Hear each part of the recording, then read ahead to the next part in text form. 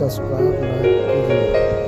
और हम चल रहे हैं बदायूं हाईवे 4 लाइन पर जो कासगंज की तरफ होता हुआ जा रहा है, और इसी रास्ते में मेडिकल कॉलेज जो ही बड़ा ही बहुत ही बढ़िया इलाज जहाँ पर होता है, और ये समाजवादी पार्टी के सरकार में ये बनवाया गया था।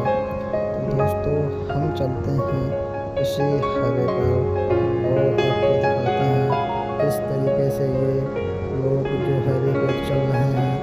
और आज मौका बन गया तो मैंने सोचा क्यों ना चलूं घूमने के लिए, और देखता हूं दोस्तों क्या क्या नज़ारा मिलता है। आगे की वीडियो